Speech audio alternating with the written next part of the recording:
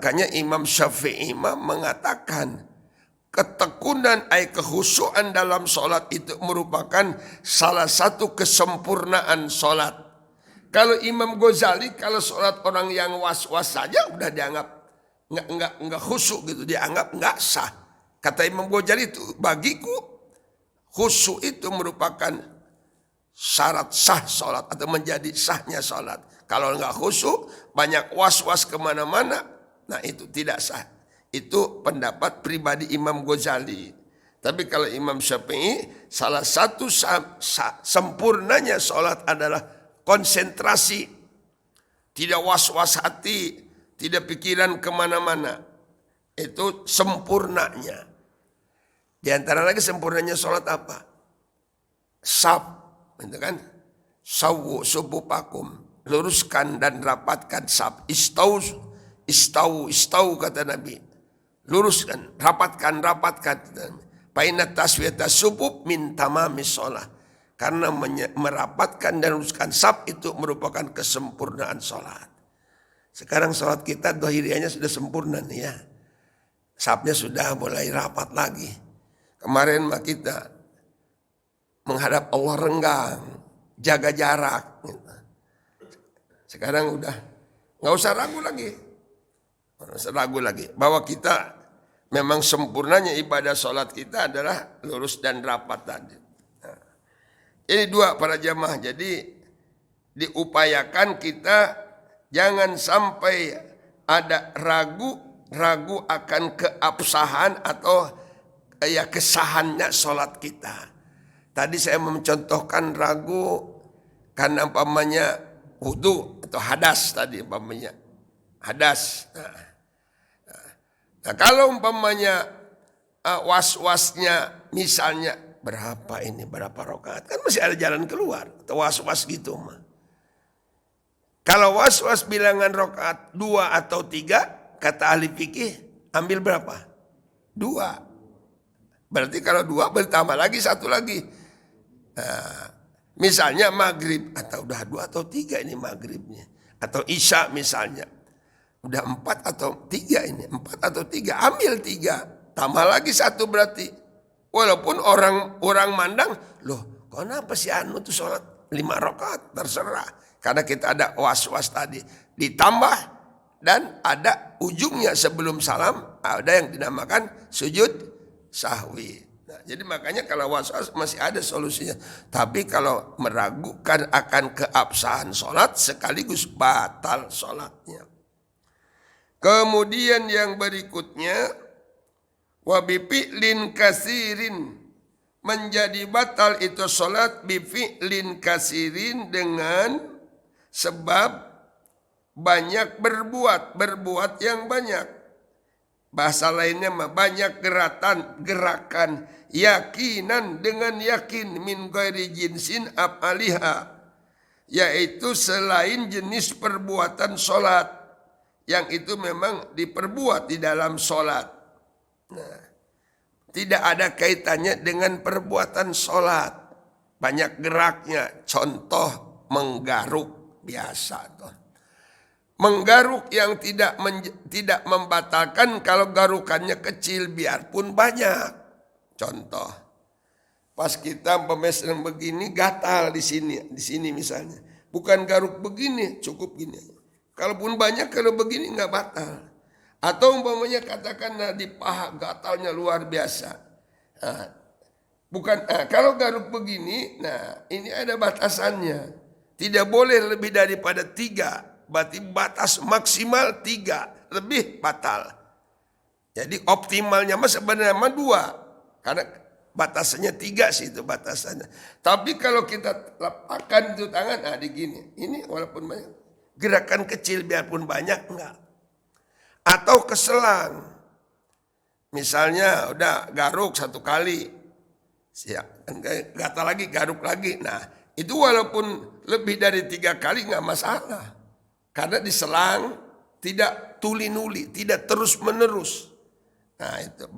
Jadi gerakan-gerakan yang menjadikan batal, gerakan banyak atau banyak gerakan yang tidak ada kaitannya dengan sholat. in sodaro miman alima tahrimahu. Bahkan dia juga dalam perbuatan tersebut mengerti bahwa itu adalah hukumnya haram atau hukumnya dilarang. Ataupun tidak mengetahui namun tidak tahunya itu tidak dianggap sebagai udzur, tetap aja bisa membatalkan. Nah, kemudian walaan urpan fi ghairi syiddatil khaufi wa nafis safari. Begitu juga secara sambung menyambung tadi. Gerakannya sambung menyambung menurut penilaian kebiasaan atau uruf yang berlaku dan bukan dalam sholat khauf. Tapi kalau sholat khauf mah lain lagi.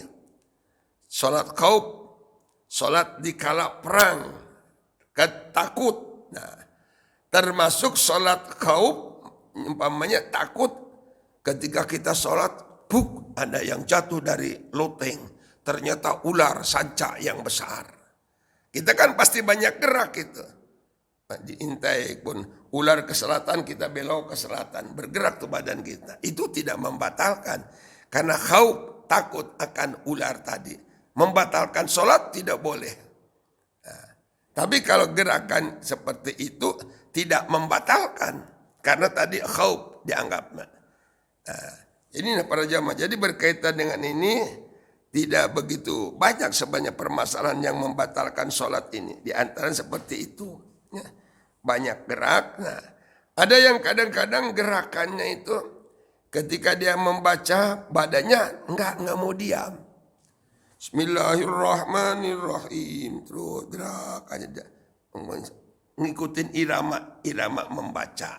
Itu bisa membatalkan. Nah, karena terus menerus dia bergerak. Nah, itu dalam sholat. Kemudian yang berikutnya bikhilafin fil qalil, berbeda pendapat kalau gerakannya qalil, sedikit.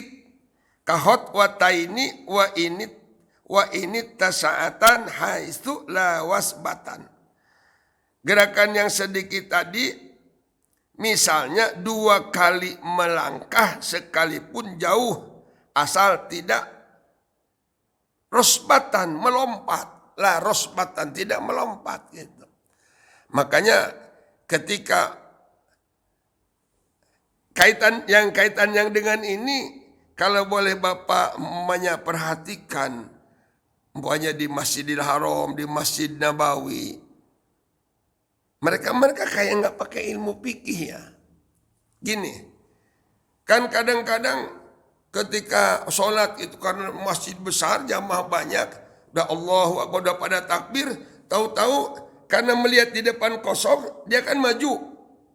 Yang maju itu mah hanya dia 1 sampai 2 langkah tidak membatalkan. Tapi kalau menurut ilmu fikih, maju lebih dari 3 langkah. Berarti 3 langkah aja satu pendapat mah sudah batal. Apalagi lebih dari 3 langkah. Tapi kadang-kadang, karena di depan kosong, jalan plong, terus sholat itu. Di Masjidil Haram, di Nabawi begitu. Memang serba salah. Sholat di satu saf di depannya kosong makruh. Maka perlu diisi.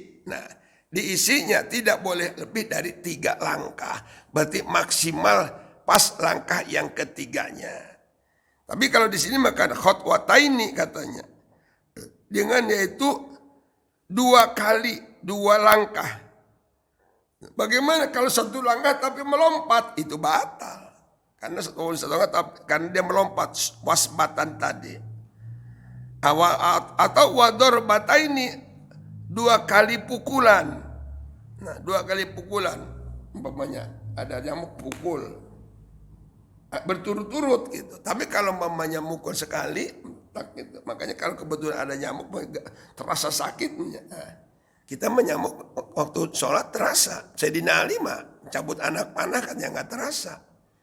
Kena anak panah Sayyidina Ali. Mau dicabut oleh sahabatnya. Jangan dulu katanya, saya mau sholat dulu. Nah, begitu sholat cabut, gak terasa katanya. Saking khusyuknya mungkin. Itu.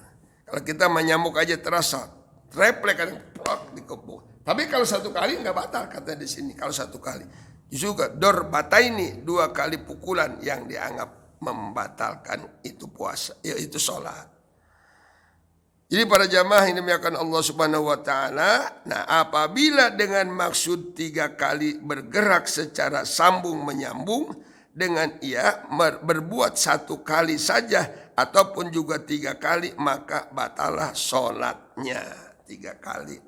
Sambung menyambung, makanya kaitan dengan melangkah. Biarpun 3 kali supaya tidak membatalkan, jangan sambung menyambung. Artinya berhenti langkah, berhenti langkah. Itu artinya maknanya. Jadi jangan tok tok tok tok langsung 3 kali, tapi melangkah berhenti dulu, melangkah berhenti dulu kayak gitu. Itu walaupun 3 kali tidak membatalkan. Para jamaah yang dimuliakan Allah Subhanahu wa taala, saya bantu dengan fikih Sulam Taufik Syekh Nawawi nukil begini.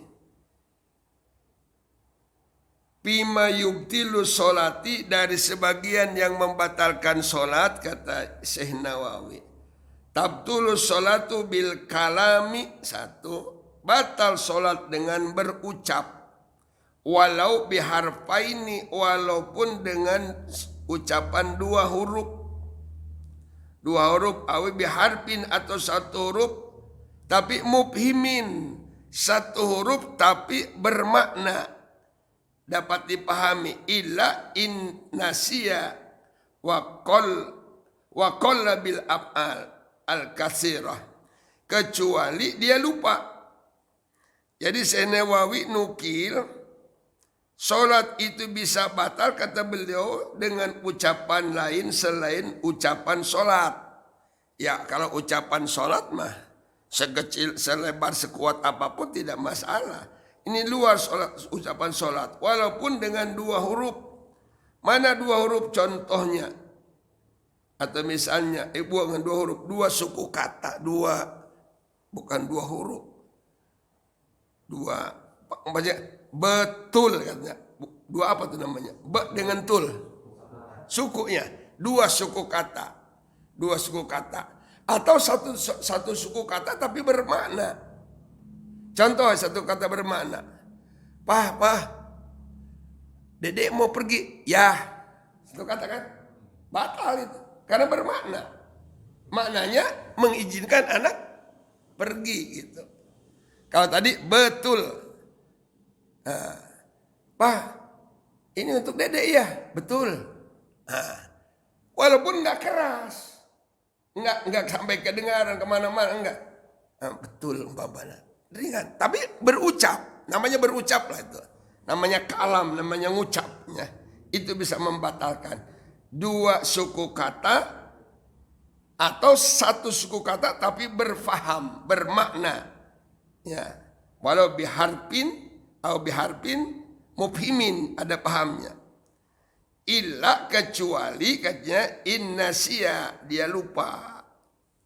Atau waqalla wa bil af'al, dan sedikit ya, af'alnya, gerakannya. Nah, jadi ini barangkali para jamaah yang dimuliakan Allah Subhanahu wa taala. Jadi kaitan dengan ini, dengan berucap tadi, ada orang yang bilang kata tok tok tok assalamualaikum, kata jawab waalaikumsalam.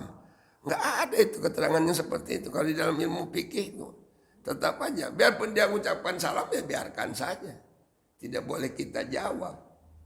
Dan kita yang datang ucapkan salam itu harus tahu situasi. Kalau umpamanya ini kira-kira dengan suaranya ada, jangan-jangan kita sholat, jangan terus-terusan kita salam. Sebab resikonya kalau 3 kali salam tidak ada yang jawab, menurut Quran apa? Pulang. Nah, kita kadang-kadang memaksakan gitu. Makanya salam 1 kali, 2 kali udah. Nanti ketiga kalinya dijarangkan, jangan-jangan dia lagi sholat gitu. Nah, gitu. Jadi berarti para jamaah yang dimuliakan Allah Subhanahu wa taala, jadi 1 huruf sekalipun yang memberi arti, misalnya tadi ya, kecuali karena lupa dan ucapannya sedikit, tidak lebih dari 6 patah kata. Ucapannya sedikit, tidak lebih dari 6 patah kata, itu contohnya seperti itu.